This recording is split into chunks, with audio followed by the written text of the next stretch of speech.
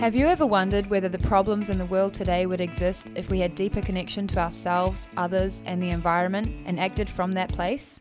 Welcome to the Conscious Action Podcast with your hosts Brian Berneman and Kayla Greenville, who believe that connection is the key to taking conscious action as individuals and creating a better world. We are here to raise awareness and inspire meaningful action by sharing stories, knowledge, and conversations with thought leaders and change makers. From sustainability to well-being and everything related to conscious living, our mission is to empower you to be the change that you want to see in the world. Welcome everyone to a new episode of the Conscious Action Podcast. I am Brian Berneman, your host, and for this episode I have the pleasure to be joined all the way from here in Auckland as well by Ursula Griffen. Thank you, Urs, for taking the time to be here, for being able to share what I'm hoping it's going to be a really juicy and beneficial conversation for all of our listeners. And for everyone that is here, can you share with them who is Ursula? Thank you for having me. Nice to be here. Okay, who am I? Well, I guess my title is I'm a regenerative practitioner and a meditation teacher, but I am a plethora of things, I guess. I've had a background in ecology. That was what I studied at university, and since then I've been on a journey around with marketing and branding and working for organizations and non-profits in the environmental space, doing events and marketing. And I've also been involved in creating health and wellness companies as well, holding space, teaching meditation. And my most recent sort of journey has been in the regenerative practitioner world, which is like regenerative development, regenerative thinking, and applying that to organizations and to my own businesses as well. And my most recent creation, I know this is a lot of things, is a company called Remind, which I'm collaborating with a close friend. We've been working together for 4 years, Charlotte Ritchie, and we've created a meditation mindfulness company to really get it out to the people, to get it into workplaces, to make it really accessible, people being able to learn how to meditate and apply it to their daily lives. So that's my current days are full of Remind, which has been so much fun and such an amalgamation of all of my skills and experience leading me up to now. So it's been really great. That's who I am. I'm like one of 4 kids, the daughter of entrepreneurs and artists, and my land is Tamaki Makaurau and also the Coromandel. My mountain's Rangitoto. And I sometimes think that the Sky Tower is a little bit of my mountain.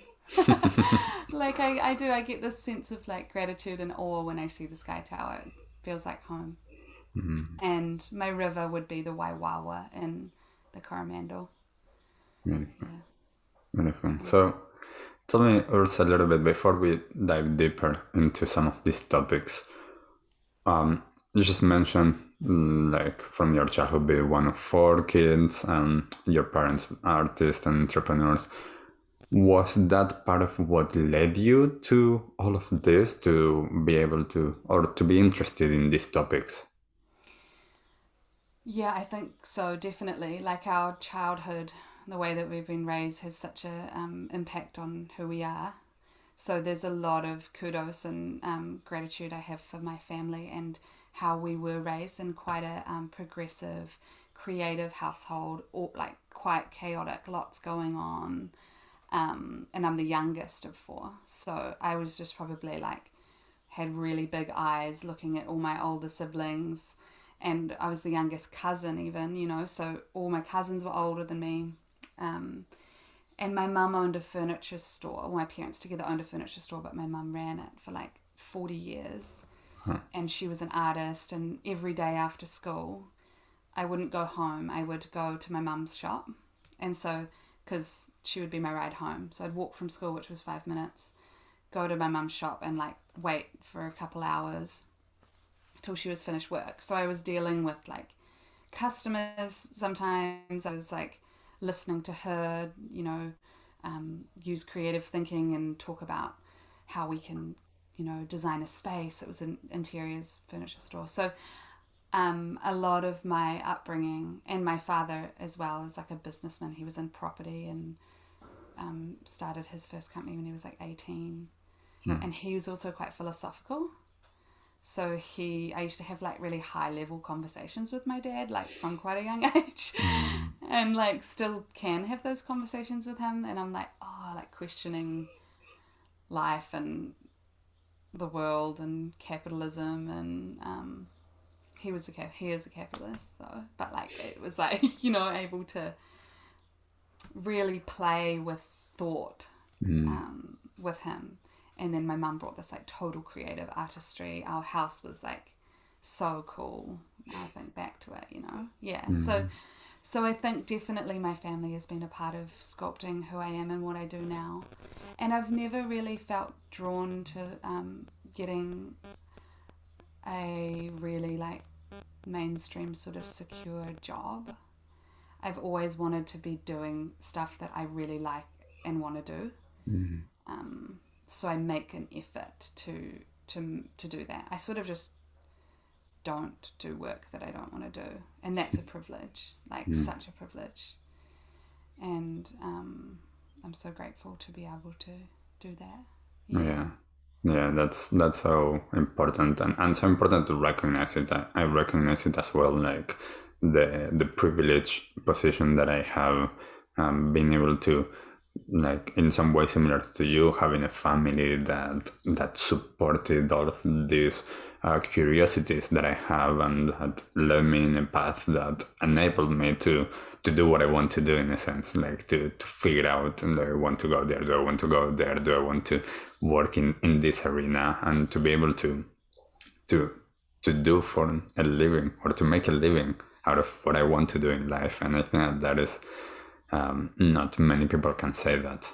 And you do make sacrifices in following that path. It's not all like, you know, roses. It's actually really hard and really exhausting. And you actually somewhat, if financial security is a high value in your list of values, then don't do it. Actually, like it's my values are just swapped around. It's like I need that purpose, or that freedom to be able to create and be who I am, and not necessarily be like dictated by someone else's work schedule and someone else's purpose. Yeah.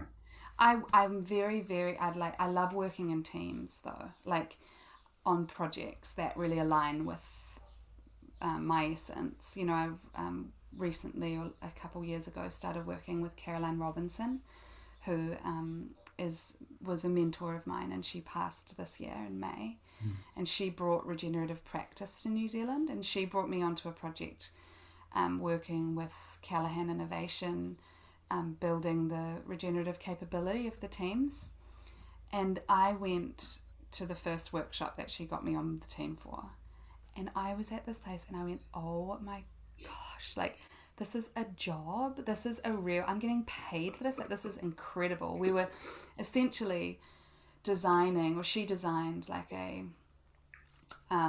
regenerative retreat, which included indigenous thinking, which included bringing in the elements. It included like local organic sourced food story, and it included cacao. Like I sat with a team of executive leaders at a government agency with cacao and shared them and introduced them to the sacred medicine, and I was just like really blown away. And I were really in that moment realized that actually the essence of who I am and what I want to create and what I want to share is like really coming forward and coming to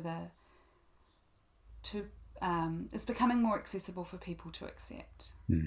And it is that like sort of re-indigenisation work and that regenerative thinking work that is,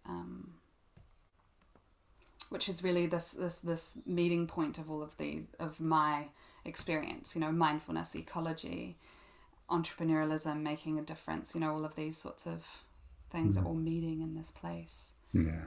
And there's so much more to learn, but that team, you know, joining that team at Cabal with Caroline, oh my God, like, yes. It's not all about forging it on your own. You've got to collaborate, right? Yeah. And when you can find teams that align with who you are, then that's where the magic happens, I think. Definitely. And I want to ask you, in terms of that, for people that perhaps don't know much about regenerative like thinking or practices, what would be like a simplified version or explanation of it? It's quite hard to put into a sentence, but Well, we have time. yeah, the practices that I've studied with the Regenesis Institute. That's an institute from North America, and essentially it's like a regenerative practice is a whole lot of different thinking modalities, like permaculture, like design thinking, like human-centered design, you know, these sorts of thinking modalities. It's like the birth of all of those. It's the baby of all of those things. And it is a practice of lifting people's thinking to be in the level of regeneration. So regeneration is about creating new life.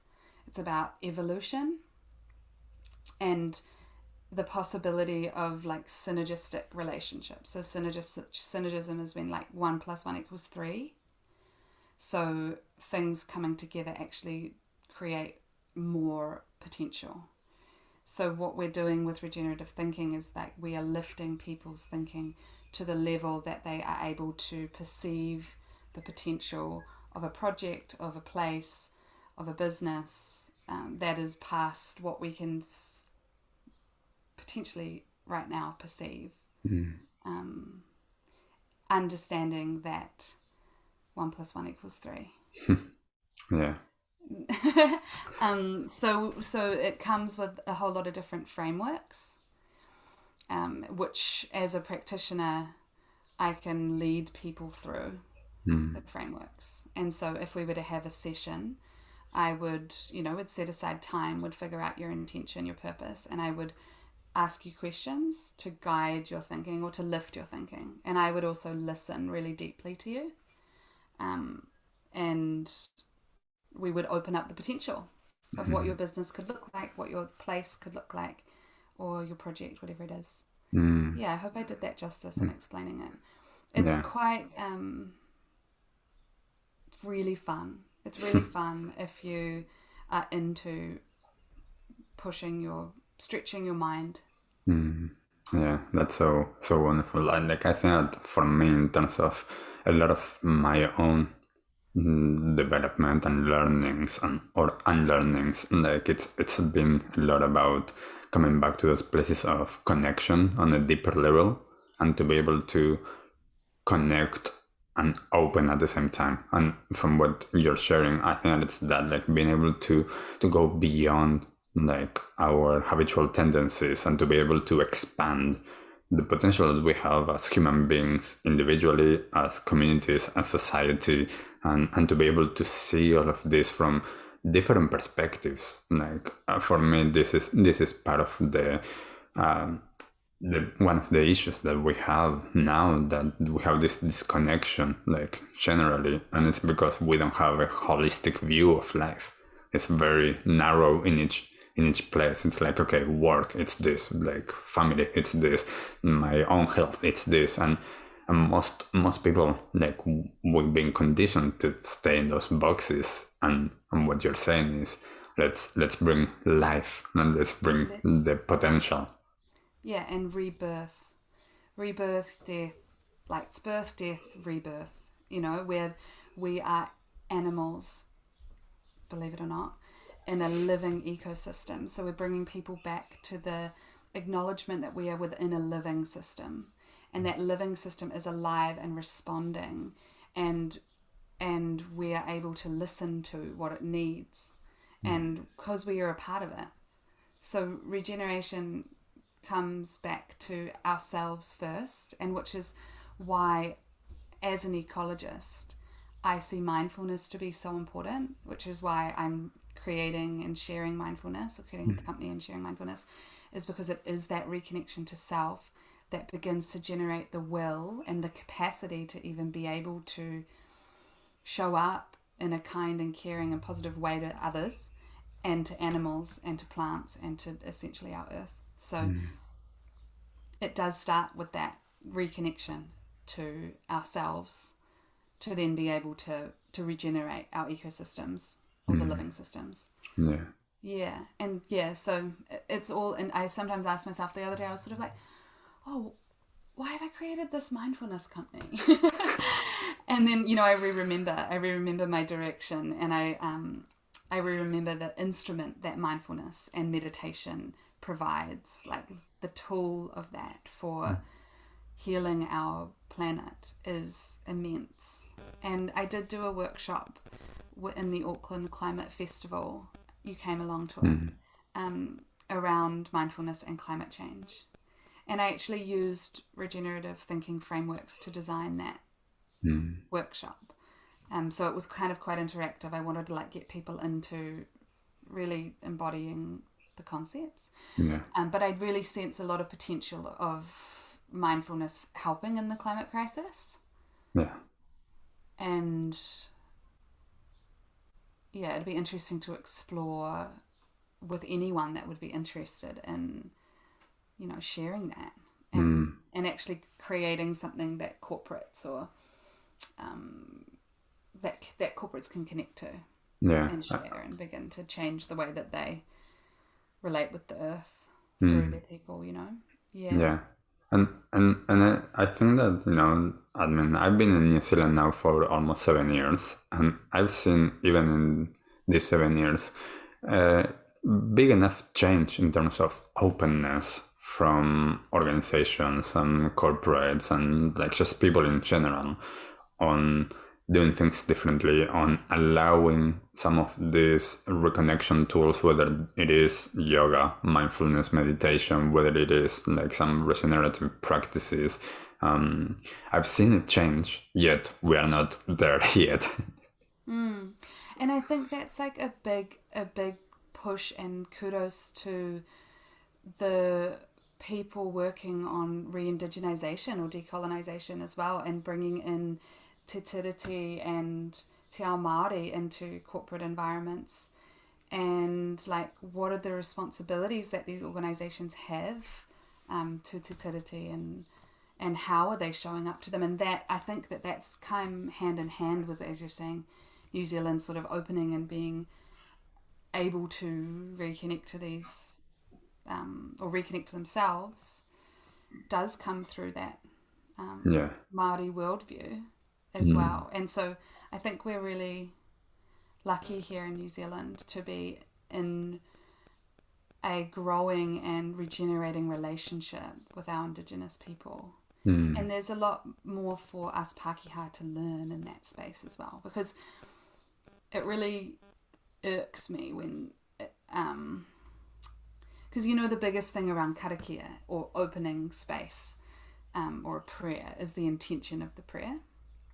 And it kind of irks me when these corporate people get up and open an event with a karakia and te reo, and there's no intent, it's they don't even maybe know what the words mean, and there's the felt intention is not there. I'm that's not really the point. The point is to really intentionally and from your most sincere place bless this place and bless these people, and whatever it takes for people to have that intention, I think, is where we need to go. And if that karakia may be in Gaelic, or in English, if they really more truly connect to it, might be a poem by Thich Nhat Hanh, whatever it is that gives them that real true feeling of intention, is the karakia that could open the space. Do you kind of know what I mean? Yeah, definitely. Yeah. I think that this is an interesting aspect of that. I wasn't thinking of going there, but let's take a moment to go there. And I think that it's part of like, as you're saying, bringing to a little bit more mainstream some of these traditions that they are more holistic. They have this different way of doing things and of thinking things and of being.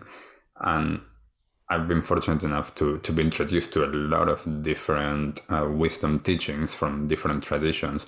I'm still here with Maori, I'm very in my early stages, but I do think that there is a very fine line in the space of how, as you're saying, how it's being used, but then also how it can be misused in any of these wisdom teachings. And I think that for me personally it's been really interesting, just here. I've never felt comfortable, or so far I haven't felt comfortable doing an introduction in Maori, even though I know some of the ways that I could introduce myself. I don't feel, for whatever reason, I don't feel like that's correct for me to do, and I can do something in English or in Spanish or in another language. But how do we introduce some of these wisdom teachings as well, knowing that there's going to be steps taken, and some of the steps at the very beginning it's going to be misused. Yeah. Well, I've had someone say to me, I'm Pākehā, I don't have any Māori blood. I'm from Ireland, England and Scotland. But I've had someone say to me from Ngāti Whātua, who was like, what is your whakapapa, where do you come from? And was really interested in where I came from, and the fact that I knew where I came from. My dad was quite, like, really wanted us to learn about how we got to New Zealand, when, what boats, like, who our ancestors were. He was quite, he drilled that into us. And so I knew, and he was like, that is my Indigenous story, and that is more in alignment with Te Ao Māori, like, than me thinking that I need to use Te Reo Karakia to open a space, when that, like, intention I might not deeply understand.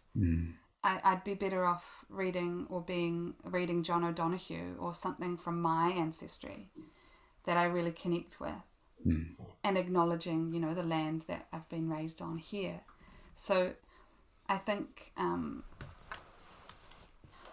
I guess my understanding of it is that the more that you can connect with where you're from and share from that place, and meet the people of Aotearoa, meet Maori,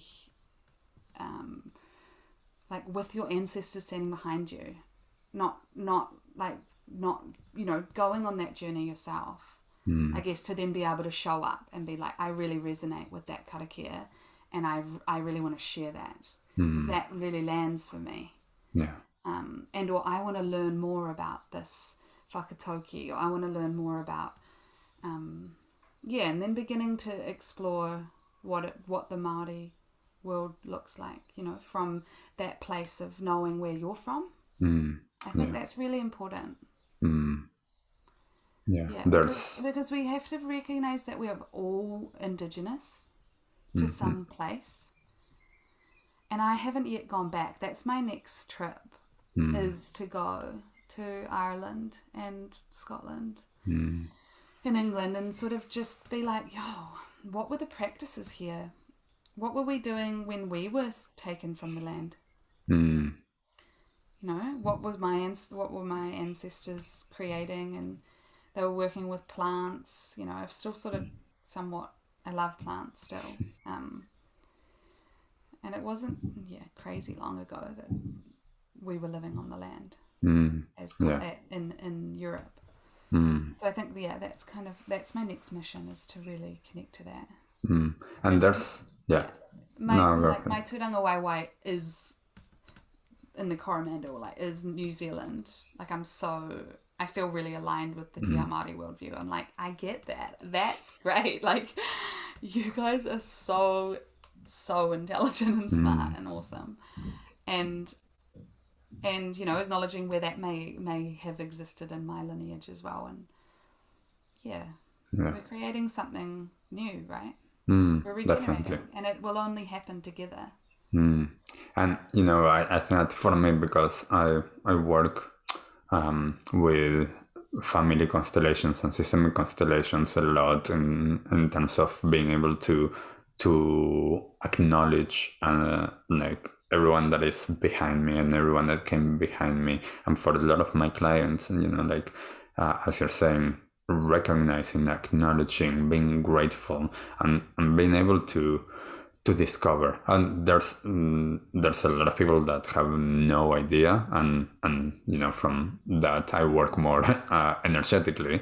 But for the ones that we do know where we came from and things like that, it's, as you're saying, it can be such a wonderful experience to just look into that and see what are the learnings and what are the qualities, both the, what we would say, positive and negatives, because that is coming with us. We are bringing all of that forward, and the way that I see the image in my mind when doing this type of work and recognition is a spiral. So we go through these cycles of sometimes similar things, yet my awareness and my consciousness is elevated. So anytime that I look and I recognize, oh, that's there, it's coming from a different perspective. And as you're saying, it's part of that being reborn and bringing new life into things. Well, that's regeneration as a spiral as well. It's new. Yeah, as the consciousness lifts. Beautiful. And also, I'm curious in terms of, and you're doing this for work, and you just mentioned mindfulness and being able to bring this to people. What has been your experience with the importance of being able to share this and to give this tool to people, especially in times like now that we all need a little bit of tools to manage and to be? Yeah. Well, I guess the great thing that lights me up is the feedback that we get from our students and people that have been exposed or have done our courses or come to our workshops or we're in the middle of a 5-day challenge. We're on day 4 this week. So we've got a group of people coming through there, and it's the feedback and the change that you see in people that you realize how important the work is. And you realize, and you get more, and I get more inspired, and I have more will to just keep going, and to learning how to communicate about mindfulness in a more accessible way is a big challenge, and it's fun. It's great. I'm playing with it at the moment. But the other day I went to a friend's, she's a student and a friend, and she has on her wall this we have in one of our workbooks we have a page, and it has a meditation checklist, and she had printed it out and she's on her wall, and she's up to week 13, ticking every day, having meditated every day, and before that she hadn't practiced daily, and she was so excited to be look, I'm on week 13, and I was like, oh my gosh, and in a couple of weeks before, she sent me a voice message being like, I'm so grateful for that I ever came across you and mindfulness and what you're teaching. It's really changed my life. I really feel like I'm showing up in so many more positive ways. So it's that feedback from those people that really makes you feel like, oh, this matters and this is worthy of continuing to share it. And it's obviously, so ancient, and it's been taught for that many thousands of years, 2,500 years being passed down. Like, there is a lot of support behind these teachings, and a lot of practice, and now a lot of science-based research, that it's really undeniable now. Yeah. It's really undeniable. It's like not about connecting to source and being, well, kind of is about connecting to source, but like that doesn't need to be your initial intention Yeah. to get started. Whereas it has sort of been like, oh, I want to get enlightened, or like I'm spiritual, I meditate. That's not what it is, and not what will really get it to people that need it the most, I don't think. So I think it's about acknowledging where the source of meditation has come from, and making it work for the new places that it is going to be going out into. And so Remind now is making it work in organizations and people that may have been resisting it for 10 years. It's not a new thing. And people have just been like, not for me, can't meditate. My head goes too crazy. I'm not able to. I'm so bad at it. Oh my God. And it's like, that's actually a good sign, because that means that you're noticing that you're thinking. Yeah. There's no such thing as a bad meditation. No, that's one of the things that I tell people. Like, when someone says like, I can't, like, I'm not good at meditation, I'm like, what do you mean? Like, let's unpack it out. Like, what do you mean? What's the story behind this? Yeah, and there's something that is very interesting now for me that you just mentioned, and that is not only the science that is like proving a lot of this. It's not even yet caught up to half of it, but I think that from a societal perspective, the fact that science is now proving certain things, a lot of people now are more open to it, and the different ways of actually talking about it, in the different places that I facilitate or that I work at. In some places I talk, I use the word mindfulness more, in some others meditation more, in some I use the word connection and presence, and I think that for me as a facilitator, like, that is a big thing of trying to figure out how do you connect with it. Yeah, we're using like mental fitness training, mind maintenance. I've just recently started running through this club, Grave Runners, and it has taught me a lot about mindfulness. And I've only been running for like since really lockdown, like properly. And I'm like, I keep on having these sort of epiphanies with this connection between mindfulness and running. And I know in our course, we teach this one concept where in the 1950s, if you were to say to your friend, oh, I'm just going to go for a run, they would say to you, what are you running from? Like, why are you going running? And then it became researched, and like they said, you want to raise your heart rate for 30 minutes a day for health. And now if you said I'm going for a run, it's like, yeah, of course, like everyone, or like people should be doing exercise. And so I think that's what's happening with mindfulness, is that, it has been a bit like woo-woo and like spiritual and for a while. And now with the research, we're actually able to communicate with the right brain to explain the benefits and explain how we can actually make it work in our life, just like we would do exercise. So it's a beautiful exercise, excuse the pun, to be recreating this communication style, and to be sort of just trying to reach new audiences with Remind specifically. It's one of our biggest intentions for it.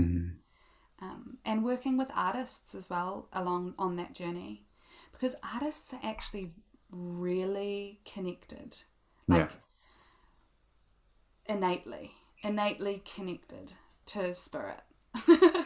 And are probably mainly meditating when they're painting or when they're singing or when they're drawing or taking photos, when they're making art, they are in the present moment.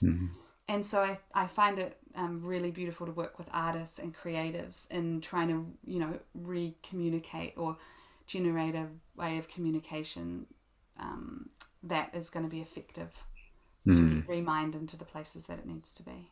Yeah. It's been really great. And acknowledging that connection between mindfulness and art and fitness and, all these facets of life and work, and that it's all a part of a greater whole. Yeah. There's, like for me, there's with the places, like the workplaces that I work with, I love doing that because I love introducing ways to use work differently. I love being able to show to people, as you're saying, like what they are already doing. Most people don't realize how much they are tapped in and how much they are connected. Even though for some people it's very small chunks of times each day, everybody connects, and it's about discovering a lot of times that and being able to see things differently. Like a lot of times for me, it's about giving permission to people to see, like, things are, like there's some things that are going well, instead of just focusing on the other thing. Yeah, because what's that saying with what you focus on, what you focus on persists, or where energy goes, where attention flows, energy goes. Yeah. Well, I think where attention goes, energy flows. Yes. Yeah, so if you turn your attention to, I really like drawing, actually, then energy goes into that drawing, and you're gonna, where energy goes, then things grow. So yes. Yeah, and there's a lot of people have got a lot of self-limiting beliefs, right? That Definitely. through conditioning that we're all dealing with. No one is immune to. No, and I think that in these times it's so positive to have people like you and Charlotte and everything that you're doing to be able to bring some of these spaces and space in terms of physical sometimes, or like online, but as well to create space to be able to see things differently. Like it's just like taking this deep breath sometimes, and it's like, okay, like let's create space for what's coming in the day, instead of being completely caught up with whatever stories I'm telling myself. Yeah, it's very freeing. Definitely. Yeah, it's very freeing. It can be the beginning of total transformation. And it quite often is. My mum has transformed through mindfulness and self-awareness and taking self-responsibility as well. And it doesn't need to be really intense either.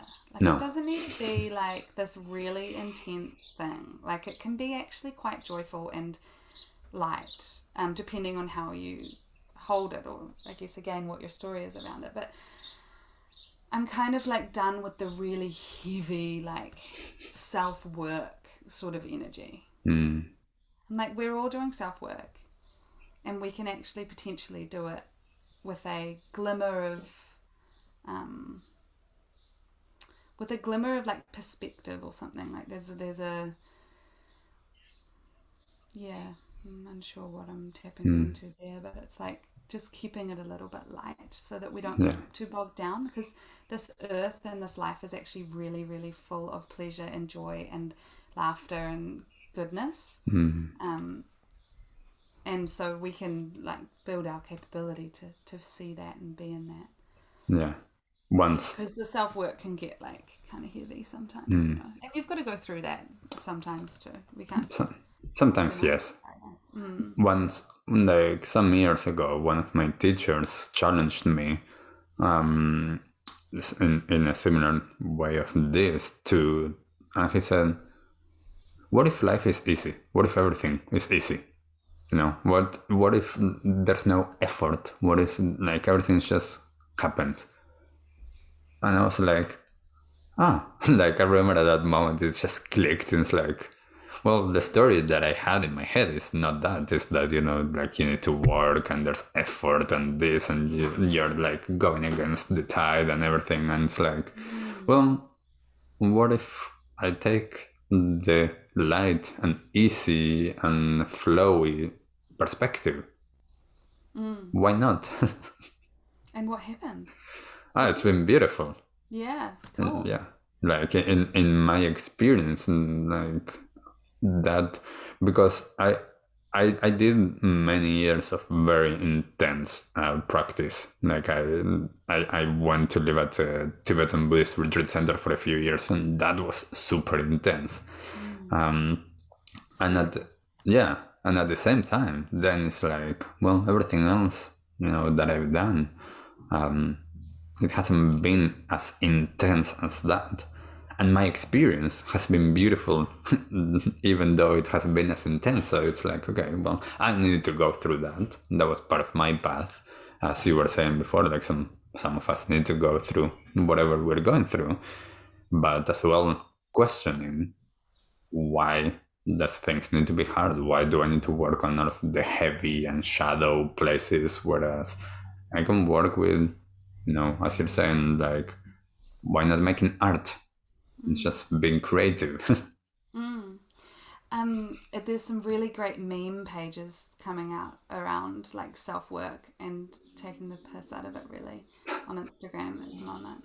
Really good, like just people sort of just taking the mickey out of all of the like really intense work. Yeah. Which is usually the only way to make a joke about it is if you've been through it. So it's like, yeah.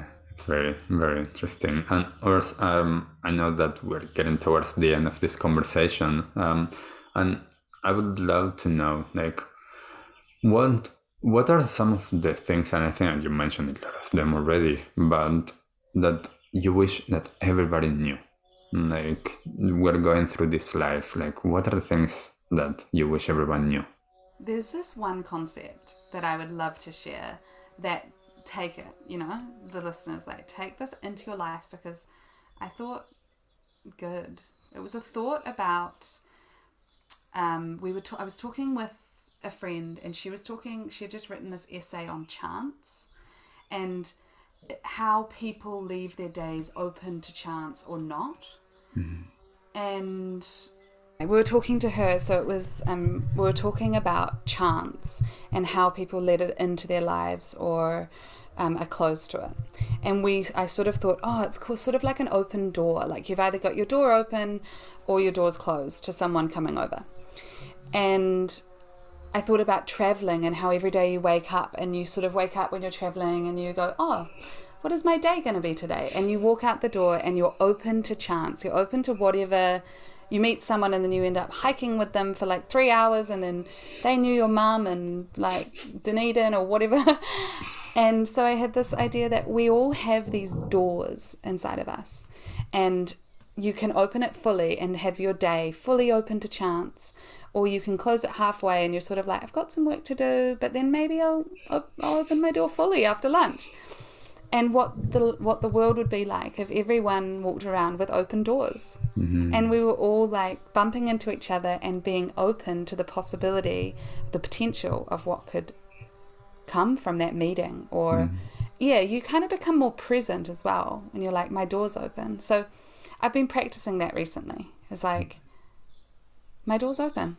I'm open to just seeing what comes and being open to life of what's going to unfold for me today, and having the potential of my day blown out of, like, it gets like what I think is possible sort of gets blown out. And I end up going swimming at 10 at night, or I'll like, find a tree to climb and just go, whatever, open door, I'm going to climb this tree. So that's this sort of idea that I've been playing with, is that opening to chance and really allowing your life to flow as it is meant to. Beautiful.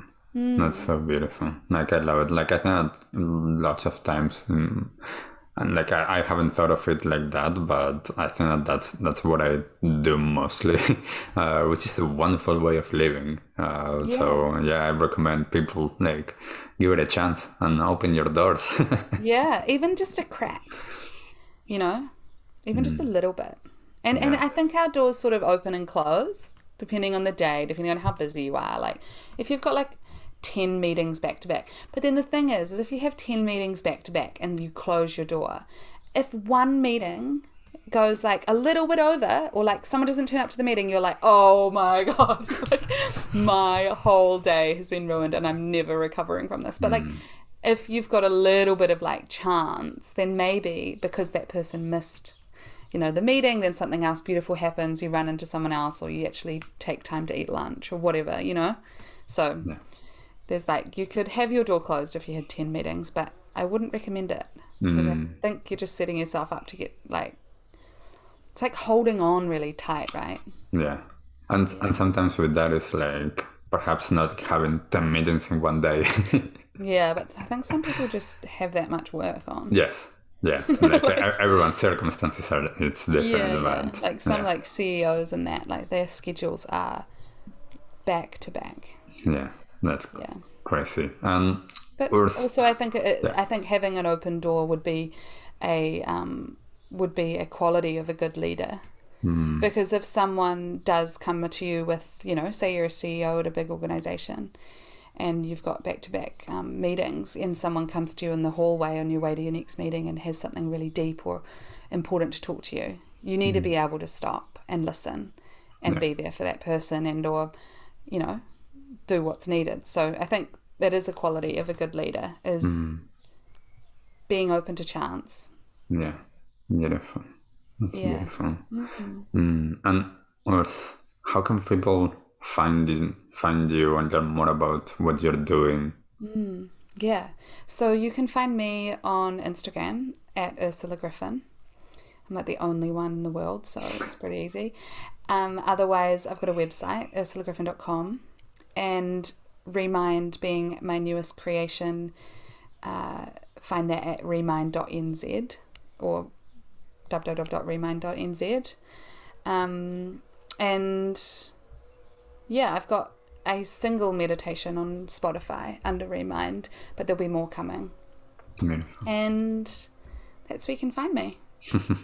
Beautiful. And we'll have an email if you want to like collaborate or get in touch, but otherwise connect with the social platforms, and I do post a lot of stories sometimes. That's not really that relative to everything we've talked on here, but part of the balance of life. Yeah. Instagram's for entertainment, isn't it? Yeah, and sometimes I think that it depends as well on what you're seeing. It can actually be really inspiring. So it's about how we use it a lot of times. Yeah. I try to be authentic on social media. It's hard though. Yes. It's hard in not only social media, anywhere. So yeah. Beautiful. Thank you, Ursula, so much for taking the time for this conversation and for everything that you're doing to help to bring some of this connection and regeneration into these times that we really need it. So yeah, and for everyone listening, I would love to know what resonated with you, what did you learn, what are you already doing of all of these topics that we explored today. Yeah. Beautiful. Cool. Thank you so much for having me. Thank you. Really Thank fun. you. And thank you everyone for listening. Until next time. Yeah, see ya. Bye. What did you like the most about this episode? Take a moment to think about what change you can make in your life today. Share your conscious action on social media using #ConsciousAction and tagging @ConsciousActionNZ so we can celebrate your impact on the world and create a ripple effect. One easy action we would love for you to take right now is to share, like, and subscribe to this podcast. This will help us get these messages out into the world and inspire more people to take conscious action in their own lives, contributing to the better world we hope for.